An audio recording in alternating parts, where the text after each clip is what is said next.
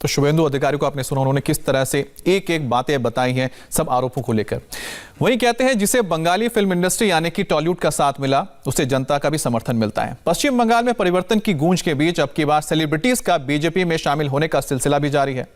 बांग्ला फिल्मों के बड़े एक्टर यश दासगुप्ता ने हाल ही में बीजेपी ज्वाइन की है। उनसे हमारे संवाददाता मनीष भट्टाचार्य ने बात की और इस दौरान यश ने बीजेपी और पीएम मोदी की जमकर तारीफ की और लगे हाथ बांग्ला फिल्मों की स्टार और टीएमसी सांसद नुसरत जहां को भी बीजेपी आने का ऑफर दे दिया। यश दासगुप्ता हमारे साथ मौजूद हैं। यश दासगुप्ता जी, हाल में ही आप बीजेपी ज्वाइन किए, अमित शाह से मुलाकात किए और ताबड़तोड़ रैलियों में जाना भी शुरुआत कर दिया, लेकिन एक सवाल ये उठता है कि बीजेपी में आप क्यों आए?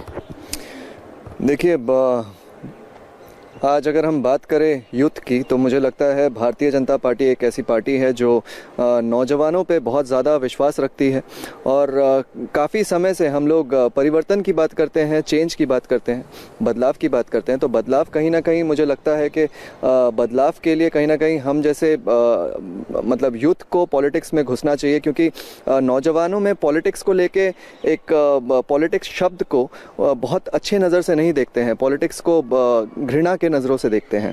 तो कहीं ना कहीं जितने नौजवान घुसेंगे पॉलिटिक्स में उतना लोगों का परसेप्शन चेंज होगा। और भारतीय जनता पार्टी जैसा कि मैंने कहा कि नौजवानों पे बहुत ज़्यादा भरोसा रखती है और हमारे आदरणीय प्रधानमंत्री जी मोदी जी जो नए भारत की बात करते हैं, तो नया भारत तभी हो सकता है जब एक्सपीरियंस्ड पॉलिटिशियंस और नौजवान एक साथ मिलकर काम करें। और ये एक ऐसी पार्टी है, देखिए, जहाँ पे वो डायनेस्टी रूल नहीं है कि आपको किसी पॉलिटिकल पार्टी से होना पड़ेगा या आपका कोई पॉलिटिकल बैकग्राउंड होना पड़ेगा। ये आपके जज्बे को देखते हैं और मैं उनका आभारी हूं कि उन्होंने मुझ पे विश्वास किया और मेरी नीति उनसे मिलती है और इतने आसानी से उन्होंने मुझे इस पार्टी में जगह दी। चूँकि आपने यूथ की बात करी है तो पश्चिम बंगाल में एक यूथ लीडर आपके सामने ही है, अभिषेक बनर्जी जी, तो उसके लिए क्या कहेंगे? उससे कोई प्रभावित नहीं है? बात जैसे कि मैंने कहा कि अगर हम चेंज की बात करते हैं तो वो नहीं, काफ़ी सारे उनके पार्टी के भी यूथ लीडर हैं। अब बात नीति की है, आप किसकी नीति पे ज़्यादा भरोसा करते हो? मैं किसी पे लांछन नहीं लगाना चाहता, तो लेकिन नीति नहीं सही है अभिषेक बनर्जी की। उनकी नीति कहीं ना कहीं मेरे साथ नहीं मिलती है। तो मेरी नीति जिनसे मिलती है, मैं जहाँ पे या आवाम जहाँ पे आज परिवर्तन जहाँ पे जनता को दिख रहा है, आवाम उनके साथ है। और मुझे मोदी जी की नीति ज़्यादा समझ में आती है, क्योंकि मुझे लगता है कि उनका हाथ पकड़कर देश आगे बढ़ सकता है। ममता दीदी की नीति में क्या खोट है? आप तो कई बार ममता दीदी के साथ मंच पे दिखे, उनका पैर छूते हुए दिखे हैं, टीएमसी के करीबी माने जाते थे।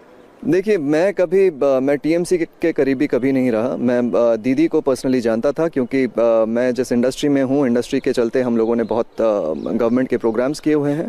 तो मैं दीदी की इज्जत आज भी करता हूँ। मैं दीदी पे कोई लांछन नहीं लगा रहा हूँ और वो बनता भी नहीं है, मुझे ज़्यादा वक्त हुआ नहीं है। लेकिन बात यह है कि जो आपके ब्रांचेस होते हैं, आपका एक पेड़ खाली एक डाल से नहीं चलता है, आपके जितने सारे ब्रांचेस हैं उनसे कहीं ना कहीं मुझे लगता है कि जो एक्सपेक्टेशन जनता ने रखी थी या मैंने रखी थी, अगर मैं पार्टी की भी बात नहीं करता, कि एज ए सिटीजन जो मैंने रखी थी, जैसे मैंने इससे पहले कहा है कि एम्प्लॉयमेंट, बेरोजगारी एक बहुत बड़ी समस्या है बंगाल में और ये आज से नहीं है, काफ़ी सालों से है। और कहीं ना कहीं वो प्रॉब्लम अभी तक नहीं सुलझा है।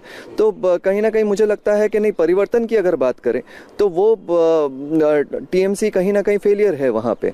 तो बिना लांछन लगाए अगर मैं सिर्फ काम करना चाहता हूँ, जहाँ पे एक दूसरे पे उंगली नहीं उठाना चाहता।